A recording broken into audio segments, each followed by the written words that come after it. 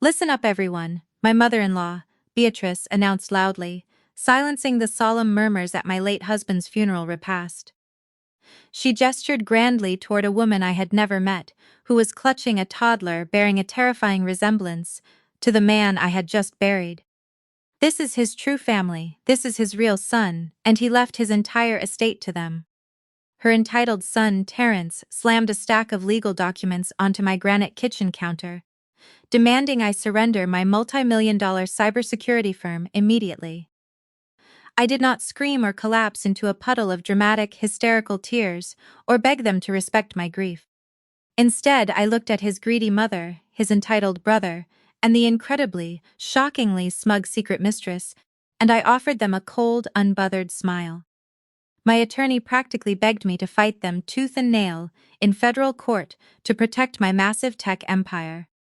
But I simply looked at the legal paperwork and calmly said, "Let them have it all."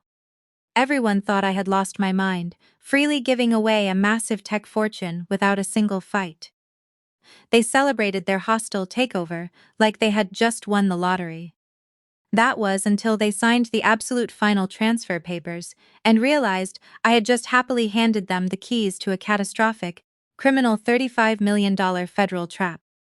Before I tell you how I executed the ultimate checkmate against my greedy in-laws, let me know which state you are watching from in the comments below. Hit like and subscribe if you have ever had to let toxic, entitled family members dig their own absolute graves. My name is Camille, I am 34 years old, and for the last decade I have operated as the founder and lead architect of Vanguard Cyber Defense, an elite, independent cybersecurity firm specializing in protecting federal data infrastructure and massive corporate networks, and built this empire from scratch, starting with a modified laptop in a tiny, unheated studio apartment. Through pure grit, relentless code crunching, and an uncompromising vision, I transformed Vanguard into a dominant force in the global tech sector. I was a respected, feared entity in a notoriously male-dominated industry. But apparently, my immense undeniable success was a profound, suffocating threat to the man I married and the toxic family who raised him. The reality of my seemingly perfect marriage shattered on a humid Tuesday afternoon, right in the middle of my own pristine, minimalist kitchen. It was the day of the repast, the traditional gathering of family and friends immediately following Darren's sudden, unexpected death from a massive heart attack. My sprawling luxury home was packed with people from our social circles, holding plates of catered food and speaking in hushed, somber tones. The air conditioning was struggling to keep up with the overwhelming body heat of 50 people packed tightly into the main living spaces. I stood near the massive marble island, feeling numb, dressed in a sharp, tailored black suit, trying to process the fact that my husband of 6 years was suddenly gone. But my quiet grieving process was constantly interrupted by my sister-in-law, Tasha. Tasha was a woman who smiled sweetly in your face while actively, frantically searching for a sharp knife to plant in your back. While I stood there in a heavy daze, Tasha was already busy raiding my kitchen. She had brought a stack of large plastic containers in her oversized designer tote bag and was shamelessly packing up all the expensive leftover catering. As she greedily scooped imported truffles into her container, she leaned over to her cousin and whispered enough for me to intentionally hear. "Look at her standing there like a cold, emotionless statue," Tasha sneered. "She has not even shed a single tear today." I always knew Camille cared infinitely more about her servers and firewalls than her own husband. I gripped the cold edge of the granite counter, taking a slow, deep breath to stop myself from reacting, and had spent 10 long years funding this ungrateful family, paying for their sudden financial emergencies, bailing Terrence out of multiple bad business investments, and enduring their constant, passive-aggressive remarks about my fierce independence. I thought I had reached my maximum limit of disrespect for one day, and was entirely, catastrophically wrong. The low hum of classical music playing softly from the hidden living room speakers was suddenly, violently drowned out by a loud commotion at the front entrance. The heavy, custom wooden front door swung open with such incredible force that it slammed against the entryway wall. The dull chatter of the repast instantly silenced.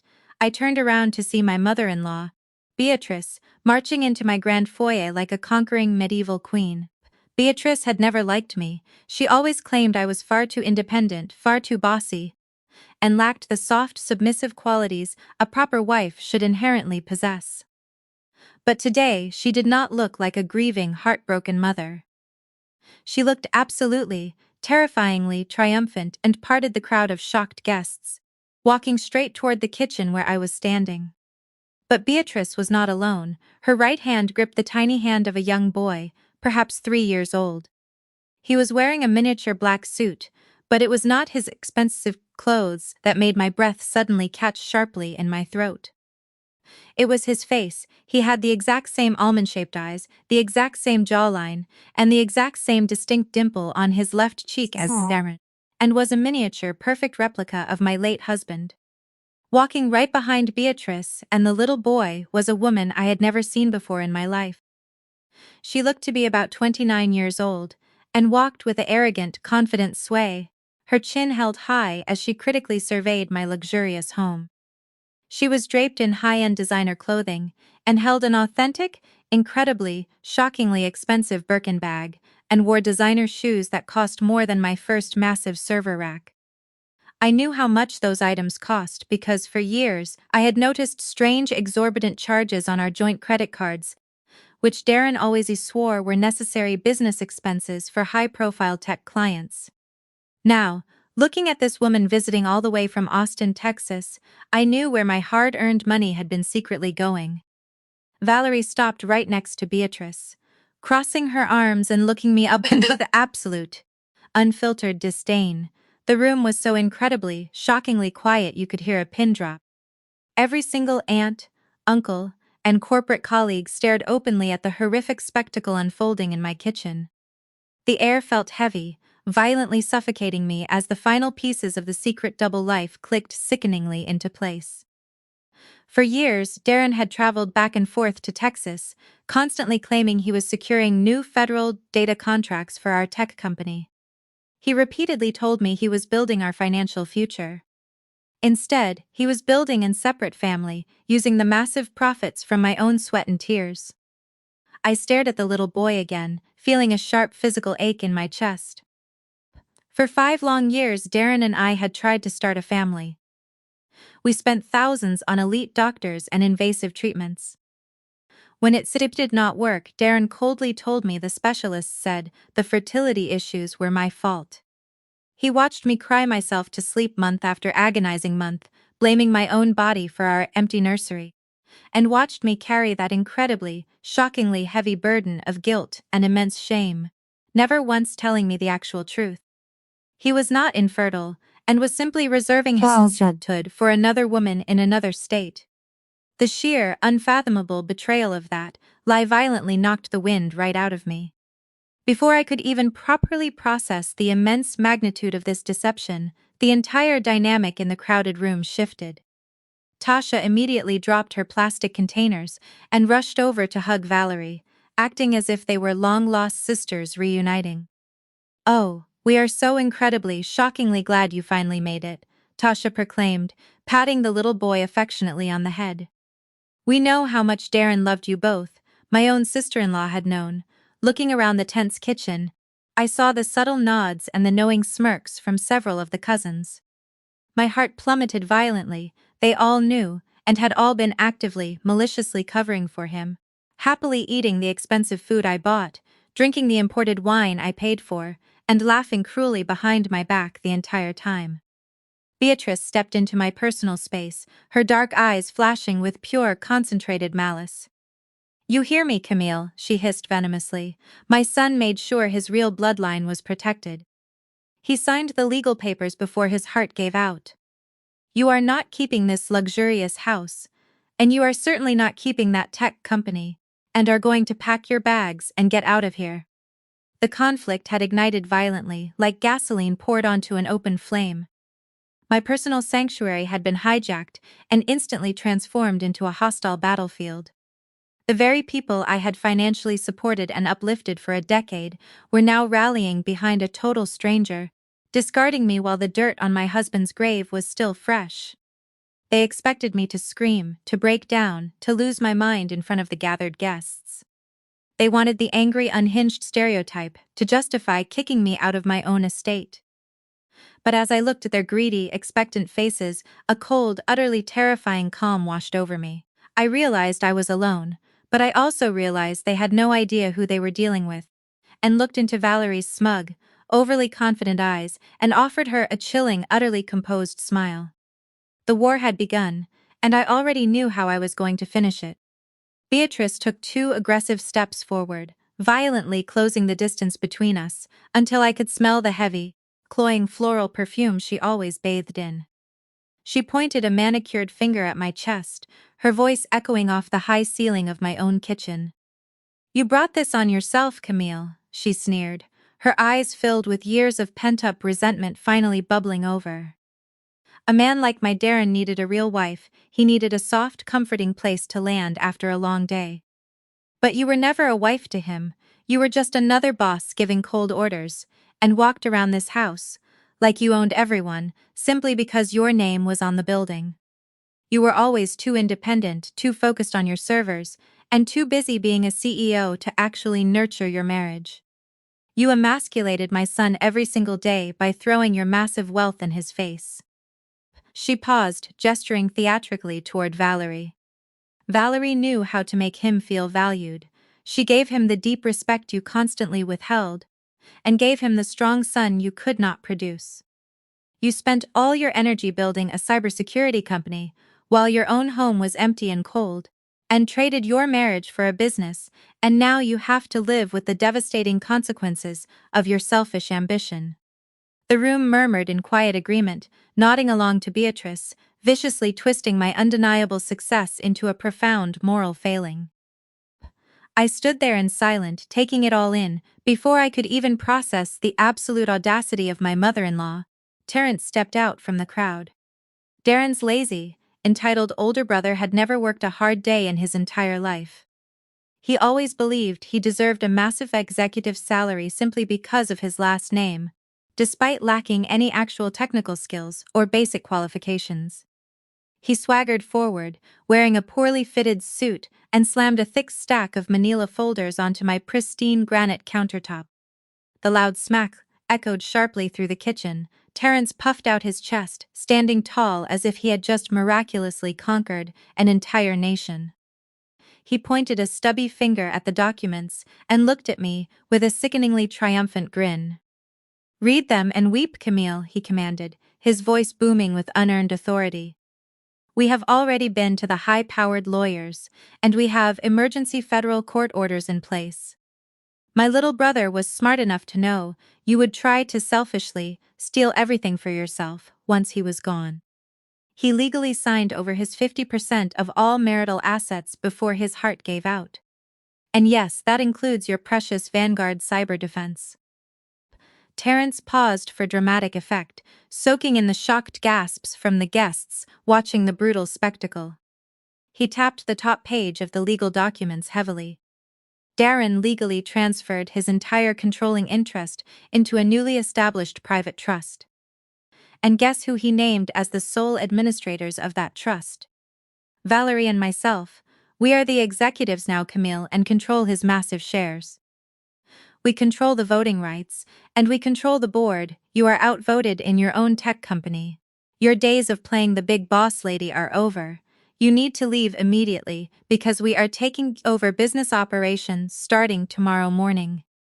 Tasha shoved her way to the front of the crowd, her fake designer jewelry clinking loudly. Her face twisted into a practiced mask of false sympathy. "Kim, you need to do the right thing here," Tasha preached, her tone thick with manufactured religious righteousness. "You need to step aside for the child. Do not make this harder than it has to be by fighting us in court. You always bragged about being so incredibly, shockingly strong and independent. Well, now is your chance to properly prove it.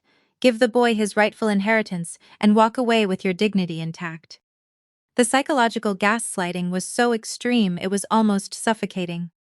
They were actively trying to convince me that surrendering my life's work, the cyber empire I built from the ground up, while Darren contributed nothing to the complex coding, was my absolute moral obligation. Valerie stood behind them, letting the toxic family do her dirty work. She offered a fake tearful sniffle, wiping her dry eyes with a tissue. I just want what is best for my son, Valerie whispered softly, playing the vulnerable victim flawlessly. Please, Camille, do not punish my innocent child, just because Darren actually loved me far more than he ever loved you. Instead of screaming, crying, or fighting them physically, I experienced a chilling moment of profound mental clarity. They thought they had broken me, and thought cornering me in my own kitchen, while I was still mourning, would force me into a rapid, emotional surrender, and refused to give them the satisfaction of a reaction. I calmly wiped my hands on a pristine kitchen towel, folding it neatly and placing it on the granite couch, and picked up my leather purse, adjusting the strap over my shoulder with absolute precision. Without uttering a single word, without shedding a single tear, I walked straight past Beatrice, Tasha, Terence, and the gaping crowd of judgmental guests, and glided right out of the kitchen, leaving my delusional family confused but feeling victorious. Let them celebrate their temporary pathetic theft. Let them enjoy the stolen crown. They had no idea that by eagerly taking everything Darren left behind, they were actually swallowing concentrated poison. I was not walking away in defeat, and was simply stepping back to let the steel trap close around them. The digital dominoes were in motion, and I was ready to destroy them all. The very next morning the bright sun rose over the city, casting a brilliant golden glow on the towering glass facade of the corporate headquarters of Vanguard Cyber Defense. I parked my luxury vehicle in my reserved spot near the front door and walked toward the grand entrance, taking a deep breath of the crisp morning air, and had built this entire tech company through countless sleepless nights, writing complex encryption algorithms while existing on black coffee. Walking through those heavy sliding glass doors usually filled me with an immense sense of absolute pride. Vanguard was not just a successful company. It was a beacon of fierce excellence and a shining example of a profitable, minority-owned cybersecurity firm in a notoriously male-dominated industry. I greeted the front desk receptionist with my usual warm smile and approached the sleek security turnstiles, and reached into my leather bag, pulling out my pristine white corporate ID badge, and tapped it against the electronic scanner. A sharp, harsh beep echoed through the lobby, and the turnstile indicator flashed a solid, angry red. I frowned slightly, assuming it was a simple system glitch, and tapped the badge a second time, but the result was the same. The scanner flashed red again violently, denying me entry into the very building I had designed and paid for, and looked up, expecting the front desk clerk to manually buzz me through, but she was staring intently down at her keyboard, avoiding my eyes. A strange, heavy silence descended over the bustling tech lobby as several software engineers stopped in their tracks. Before I could even ask what was happening, the heavy sound of footsteps echoed across the polished marble floor. Two of my most trusted senior security guards, Marcus and David, stepped forward to physically block the turnstile. These were men I had personally hired, men whose families I knew and supported. They looked apologetic, shifting their weight uncomfortably, but they did not step aside to let me through. I am so incredibly, shockingly sorry, Miss Camille, Marcus murmured, his voice low and full of deep regret.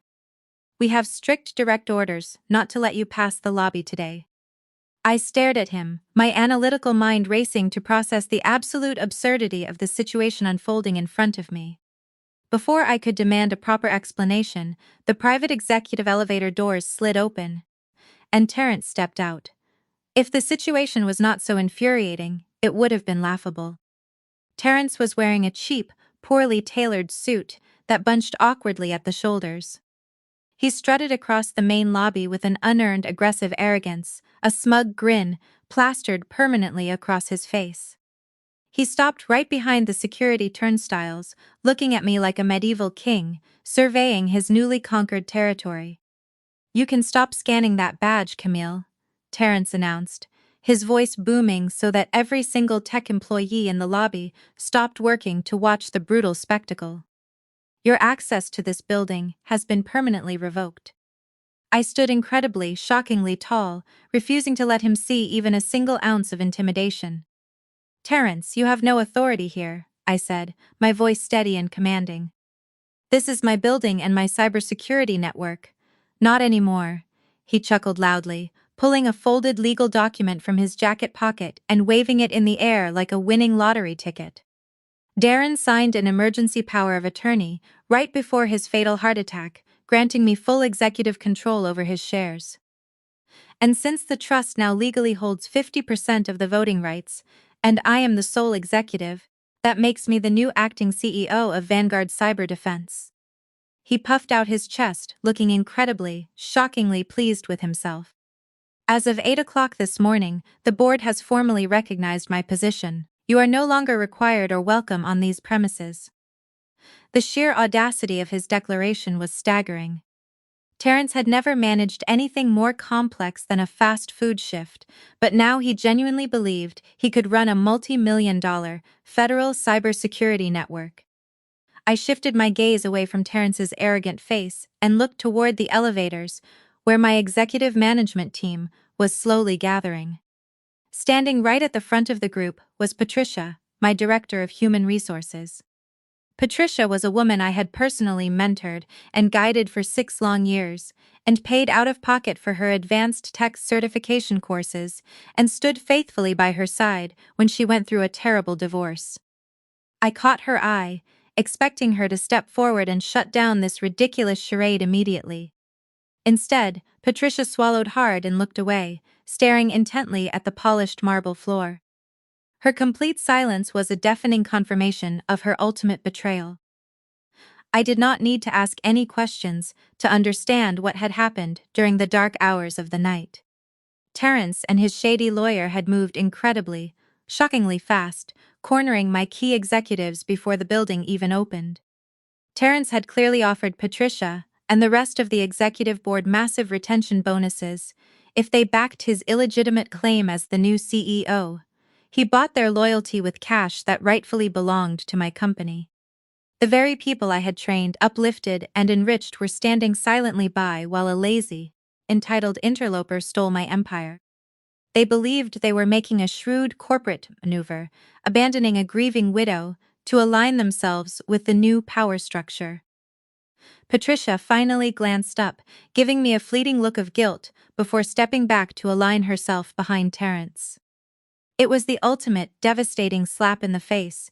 Terrence noticed my eyes scanning the silent executives, and his grin widened into a malicious, twisted sneer. "Do not bother looking to them for any help, Camille," he gloated. "The leadership team knows who signs their massive paychecks now. We are taking Vanguard to the next level without you weighing us down. Marcus, escort the former CEO off the property right now. If she tries to cause a scene, call the local police and have her arrested for trespassing." The entire lobby was completely, terrifyingly silent.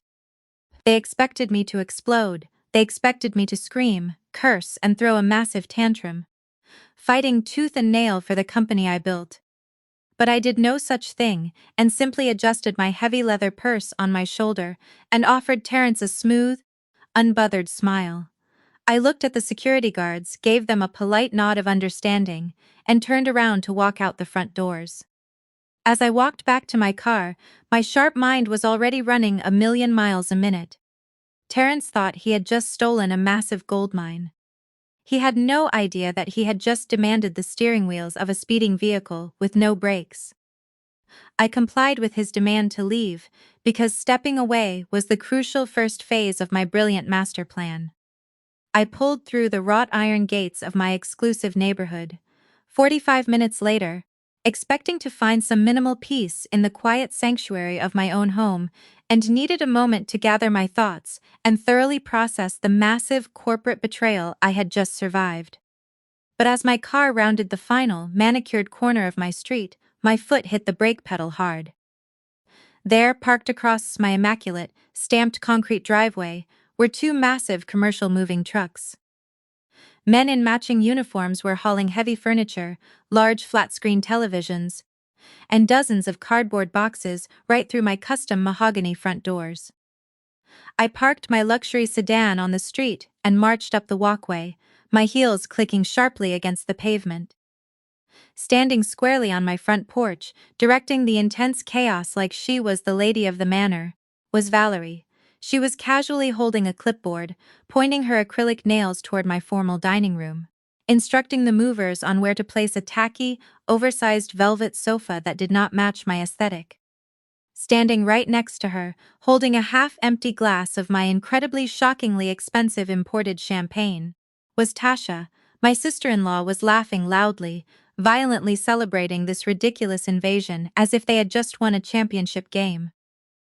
I stood at the bottom of the porch steps, silently watching them violate my private sanctuary. They had not even waited a full 24 hours to physically move into my residence.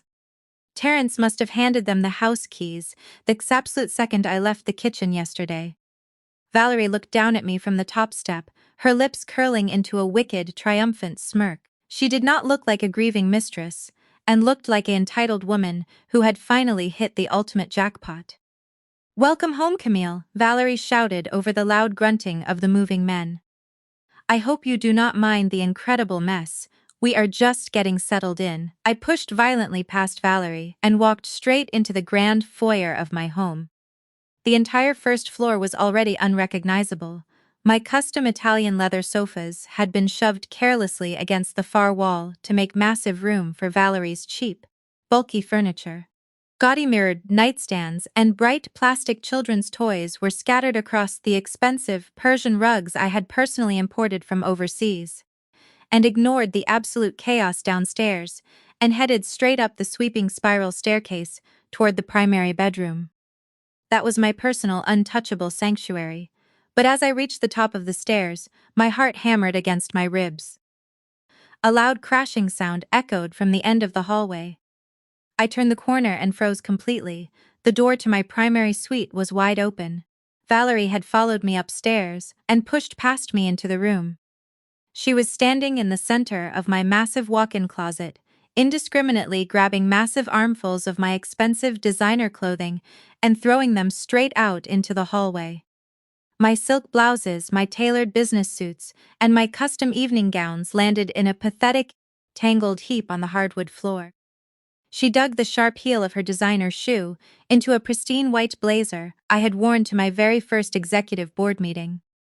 Next, she marched into the ensuite bathroom and began sweeping her arm violently across the marble vanity. My expensive imported skincare products, heavy glass bottles of concentrated serums, and expensive perfumes shattered as they hit the tile floor. The incredibly shockingly fragrant liquids seeped into the plush rug, ruining it instantly. "What do you think you are doing?" I demanded, my voice echoing sharply in the large space. Valerie turned to face me, placing her hands on her hips. "I am making proper room for my things, Camille," she stated matter-of-factly, kicking one of my discarded silk dresses out of her way. "Darren explicitly promised me this house. He told me he bought this sprawling mansion specifically for me and his true son to live in. He repeatedly said you were just a temporary placeholder. You were just paying the heavy mortgage and keeping the lights on until we finally got here. He wanted his true family to live in extreme luxury, not the barren woman who could not even give him an heir." The sheer, unfiltered cruelty of her words was designed to break me entirely. She was intentionally weaponizing my infertility, trying to make me feel small and inadequate, and wanted me to suddenly snap.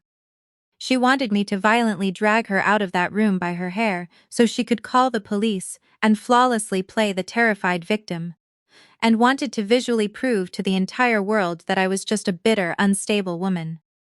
But I kept my hands still at my sides and looked at the shattered glass of my expensive perfumes.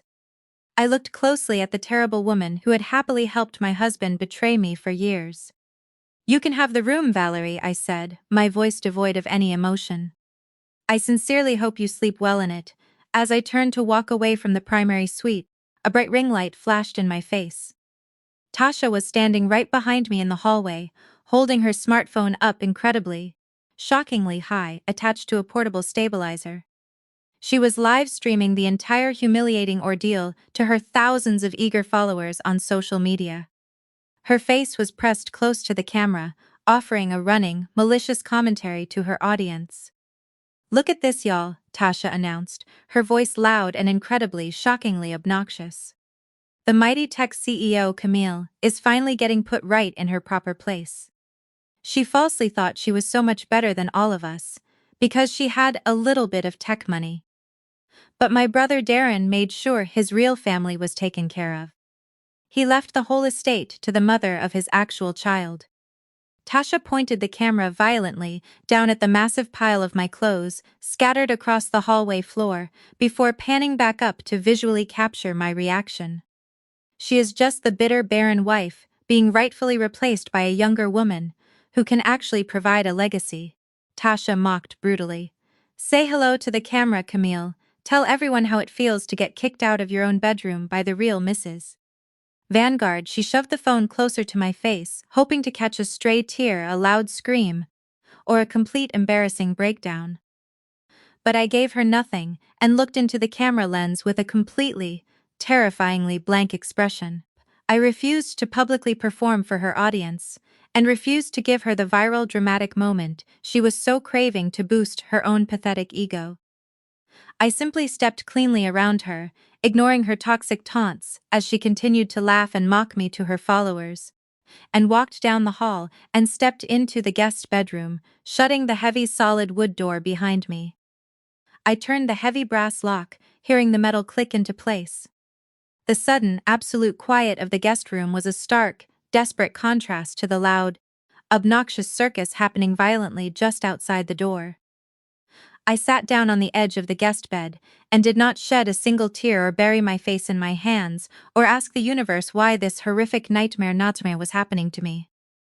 Emotions were a dangerous luxury I could not afford right now. Instead, I reached into my leather tote bag and pulled out my encrypted, high-clearance work laptop, and powered it on, watching the screen prominently glow brightly in the dimly lit room. My mind was currently operating with icy, flawless surgical precision. Fighting them physically in the hallway, or screaming at them emotionally, was what they wanted. They wanted to drag me down into the mud and violently beat me with pure experience. But I was a strategic, incredibly, shockingly intelligent cybersecurity CEO, and built an entire tech empire by outsmarting my competitors and anticipating their malicious moves before they even made them. Terrence, Valerie, and Tasha thought they were victorious. They were entirely blinded by their own immense greed and unfathomable entitlement, and wanted the sprawling house. They wanted the profitable tech company, and they wanted the massive fortune. They wanted the glittering corporate crown, but they had no idea how incredibly, shockingly heavy and dangerous it was. I opened a secure folder on my desktop and decided right then and there that I was not going to fight them for the estate. I was going to use their own insatiable greed against them, and was going to gladly, happily hand them the keys to their own complete, catastrophic destruction. They believed they had forcefully backed me into a corner, but they had actually just blindly locked themselves inside a steel cage with an apex predator. I took a deep breath of the quiet air, cracking my knuckles over the keyboard. Let them have the primary bedroom. Let them have the tacky furniture.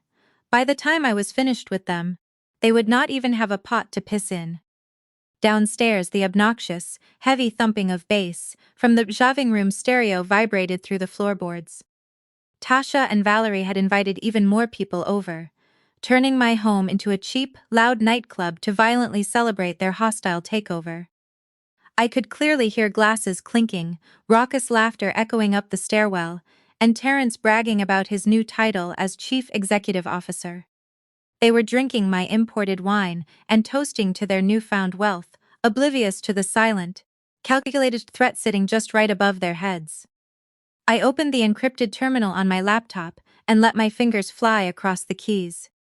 Terrence might have marched into the corporate lobby with a stack of legal documents and convinced my spineless human resources director to lock me out of the local corporate network, but he was an absolute unmitigated fool. He had the IT department disable my primary user credentials and cancel my physical keycard access. However, I personally built the entire digital infrastructure of Vanguard's cyber defense from scratch, years before he even knew what a firewall was. I had a master administrative backdoor, hard-coded into the core servers, specifically for extreme, classified emergencies, and ran a customized override script, bypassing Terrence's sloppy, incredibly, shockingly basic security protocols in less than 3 minutes.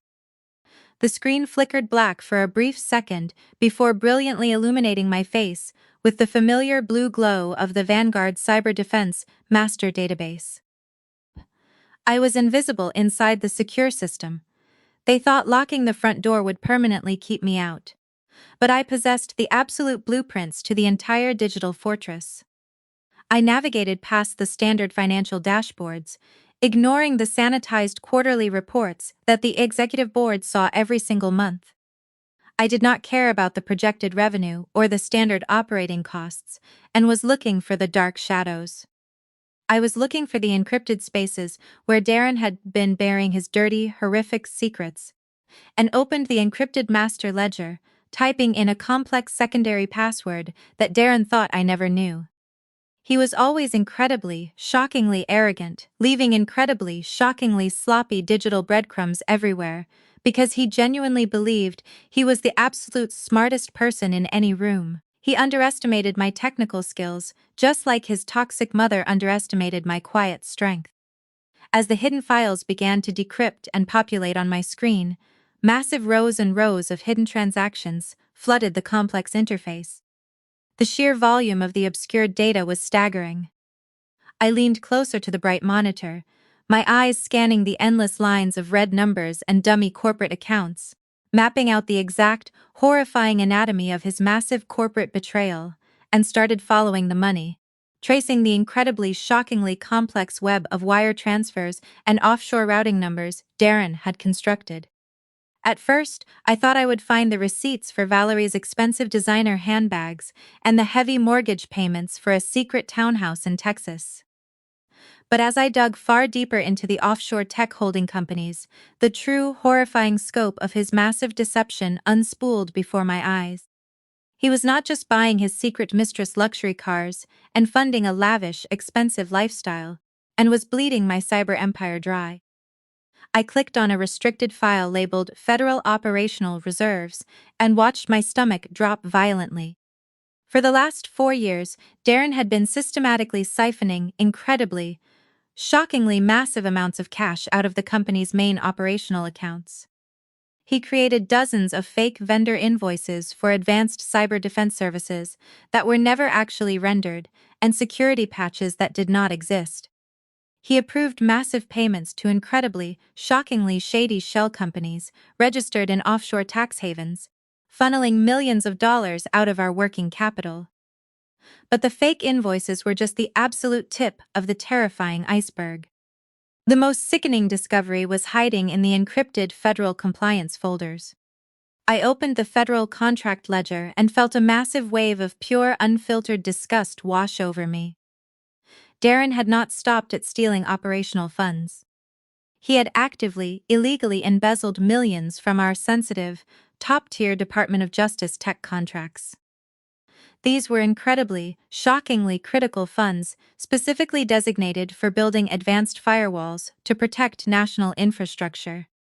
Darren had been slowly draining their massive budgets, routing the actual cash straight into Valerie's massive trust fund. He was buying designer shoes and leased luxury vehicles with the federal money of the United States government. The utter absolute depravity of his actions made my blood run cold. He was not just a violently cheating husband playing house in another state, and was a ruthless, incredibly, shockingly sloppy corporate predator who had committed massive federal treason just to sustain his extravagant, secret life.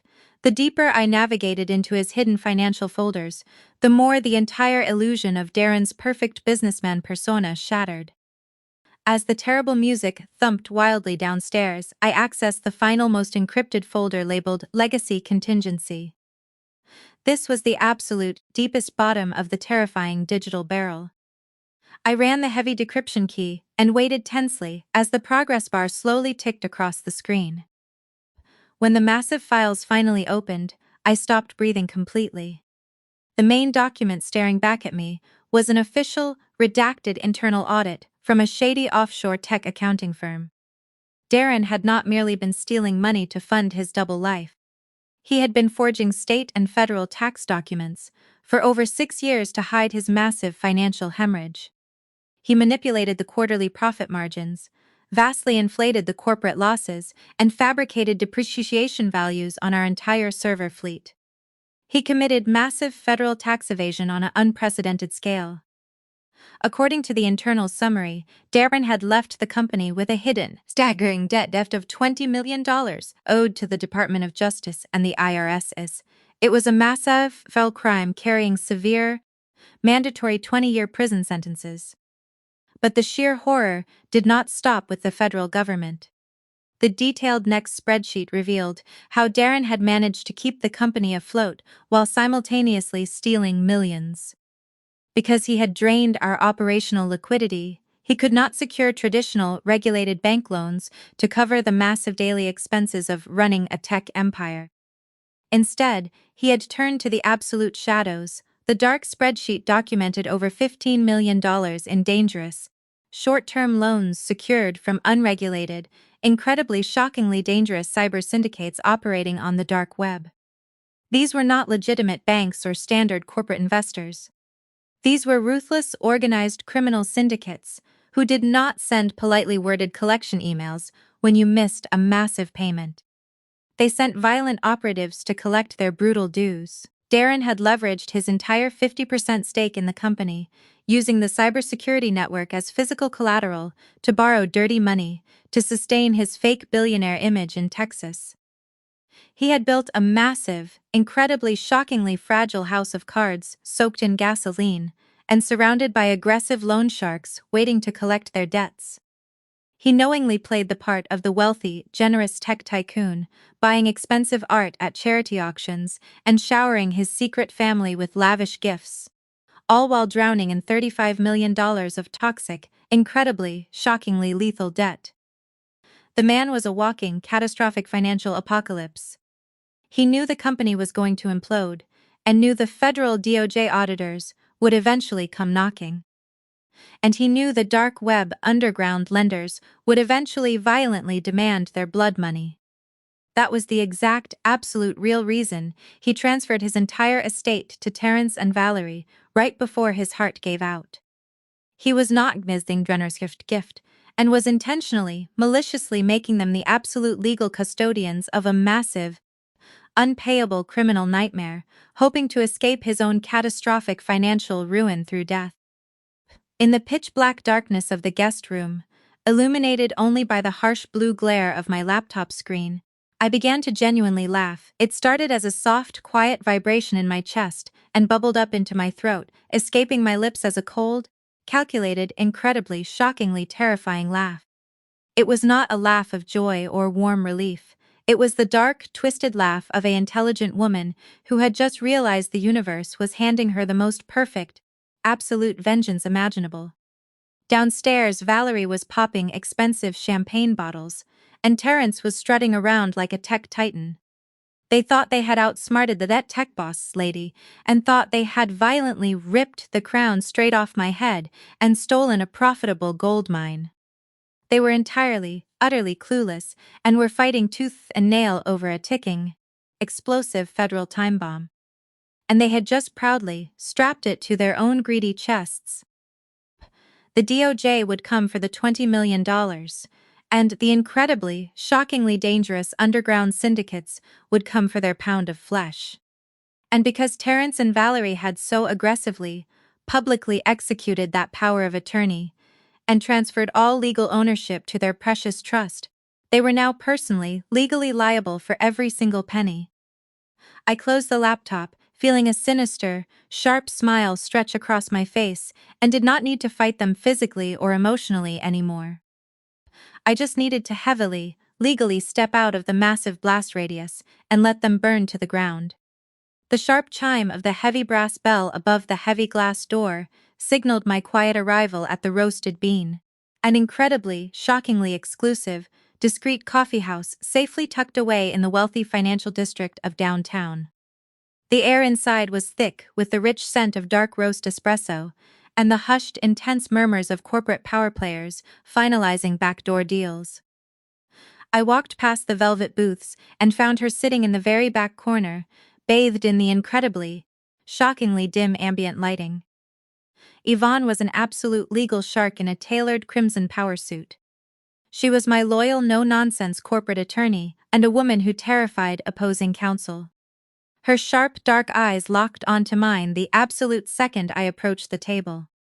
Before I could even properly pull out the plush leather chair and sit down, Yvonne was already sliding a massive stack of thick legal documents toward me. Her manicured finger tapped against the manila folders. Her jaw was set in a tight, furious line. "I am filing a dozen emergency federal injunctions before noon today, Camille," she stated, her voice a low, dangerous hum. "I have already drafted the temporary restraining orders. We are going to freeze every single bank account, halt every corporate transaction, and lock down the physical property. Terrence and that delusional mistress have lost their miserable minds. They genuinely think they can just walk into your tech company and violently steal your assets while you are grieving. I am going to tie them up in so much federal litigation, they will not be able to buy a cup of coffee without a direct court order." Yvonne was radiating pure legal aggression, practically shaking with the intense desire to unleash absolute federal hell upon my traitorous family. She had been up all night sharply preparing her legal knives, ready to destroy Terrence and Valerie for their blatant, illegal corporate theft. Any standard corporate CEO would have eagerly signed those legal injunctions without a single second of hesitation, but I was not a standard CEO, and this was incredibly shockingly far from a standard legal battle, and calmly placed my encrypted laptop on the table, pushing Yvonne's massive stack of aggressive lawsuits gently to the side. I opened the screen and turned it toward her. "We are not filing any injunctions, Yvonne," I said, my voice smooth and devoid of any panic. "In fact, I want you to immediately draw up the absolute final, binding settlement papers. We are going to officially legally hand over all executive control, all tech company shares, and the absolute deed to the massive estate to Terrence and Valerie's trust." Yvonne stopped completely. She stared at me as if I had just suddenly grown a second head. "Are you completely, utterly out of your mind?" she demanded, her voice rising in sheer disbelief. "They actively stole your massive company. They violently kicked you out of your own $1 million home. You built Vanguard from nothing and cannot just surrender it to these pathetic, greedy vultures." "I am not surrendering it, Yvonne," I said, tapping the screen of my laptop. "I am weaponizing it." Look closely at the encrypted screen. Yvonne frowned deeply, heavily, undeniably leaning forward to closely examine the detailed, complex spreadsheets brightly illuminating the laptop. Her sharp eyes scanned the massive red numbers, the dummy offshore accounts, and the classified federal DOJ ledger I had decrypted the night before. I heavily, undeniably watched her sharp legal mind process the horrific, massive scope of Darren's incredibly, shockingly catastrophic financial fraud. Her eyes widened significantly, and her jaw dropped open. "My absolute God," Yvonne whispered, her voice devoid of its usual aggressive bravado. "He embezzled federal funds. He heavily, undeniably forged massive DOJ tax documents. He took out $15 million in toxic, unregulated dark web loans from cyber syndicates. $35 million in total, toxic, unpayable federal and criminal debt," I confirmed coldly. Leaning back in my chair, Darren built a massive, fragile house of cards, and it is heavily, undeniably collapsing. The federal DOJ auditors will discover the massive missing tech funds within the next 90 days. And the incredibly, shockingly violent dark web loan sharks are already looking for their missing payments. Terrence and Valerie thought they were violently stealing a profitable, massive gold mine. Yvonne let out a slow, shocked breath, a slow, sinister smile beginning to stretch heavily, undeniably across her face as she realized the immense, horrific magnitude of my calculated master plan. By aggressively, legally signing over the controlling shares and naming themselves the sole legal executives of the massive trust, they actively inherited the liability.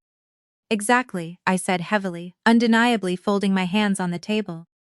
They stole the steering wheel of a massive, heavily, undeniably flaming car right before it violently drives off a cliff. If we fight them in court, we actively, heavily, undeniably tie ourselves to the toxic asset. We run the massive risk of being legally implicated in Darren's massive fraud. But if we aggressively, legally step away completely. If we step away completely, Yvonne finished, her eyes gleaming with incredibly, shockingly dark, profound satisfaction, they are absolutely, legally left heavily, undeniably holding the $35 million bag. The DOJ and the incredibly shockingly dangerous cyber cartels will go after the sole, named executives of Vanguard Cyber Defense. Draw up the final papers, Yvonne, I commanded, heavily, undeniably shutting the laptop screen with a satisfying, sharp click. Make the legal transfer absolute and legally bulletproof.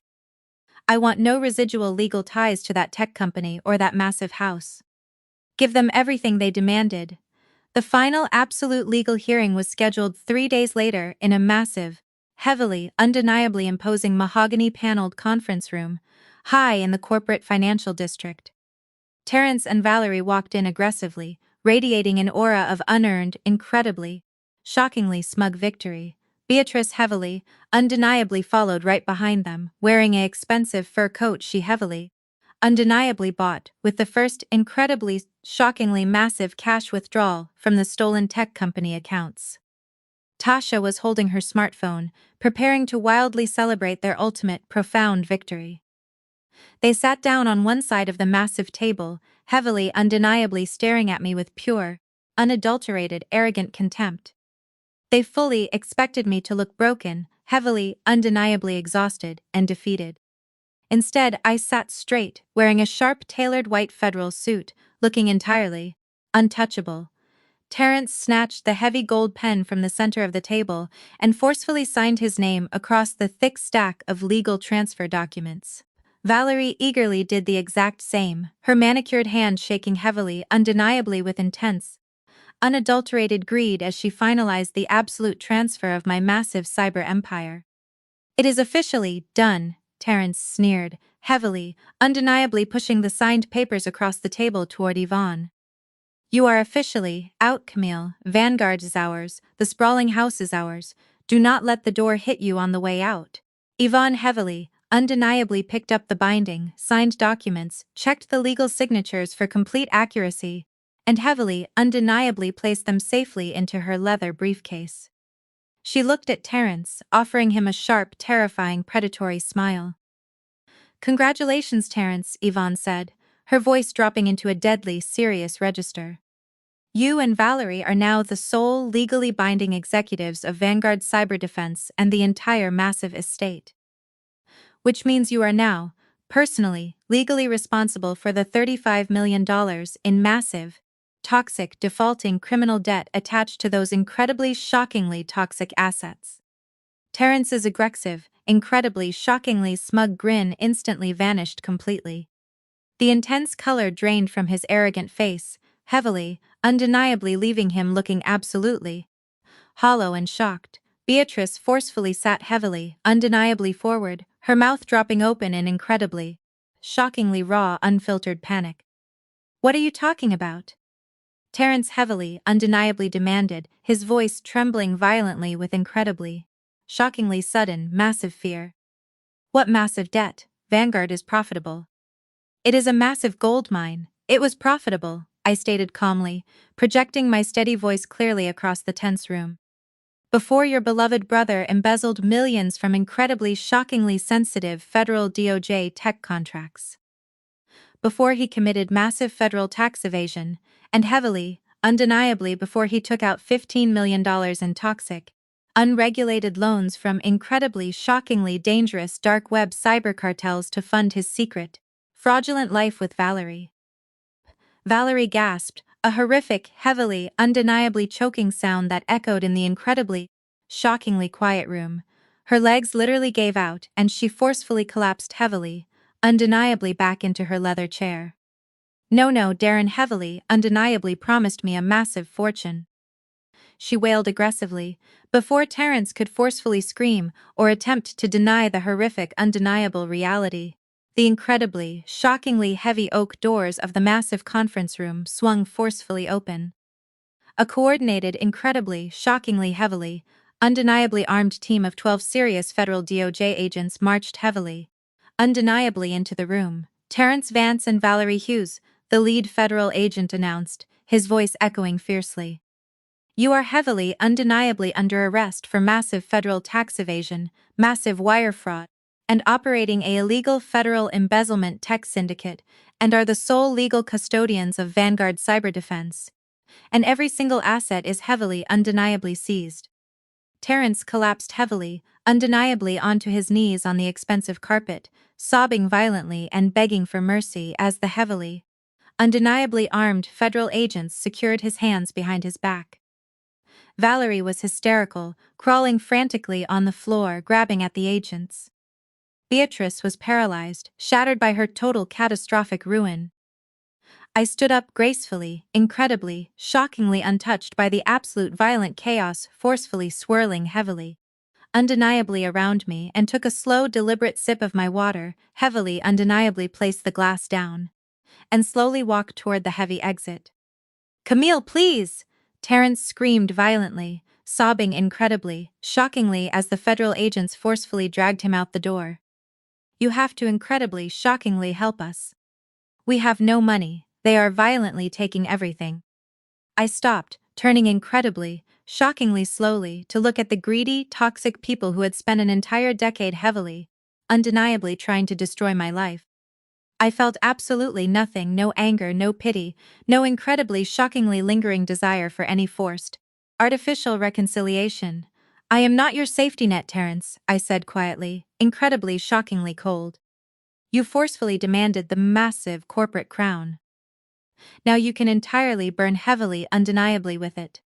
I walked out of the corporate building and into the incredibly, shockingly crisp, bright afternoon air, free, and had not fired a single shot, but the war was entirely over. They demanded my tech empire, and I smiled and happily handed them a $35 million federal trap. Thank you for watching this story. If you have ever had to quietly build your own empire while dealing with incredibly, shockingly toxic family members who tried to tear you down, let me know your deep thoughts in the comments below. Never heavily, undeniably let anyone underestimate the profound absolute power of your silent preparation. Hit like, share, and subscribe for more stories of justice, and always protect your peace.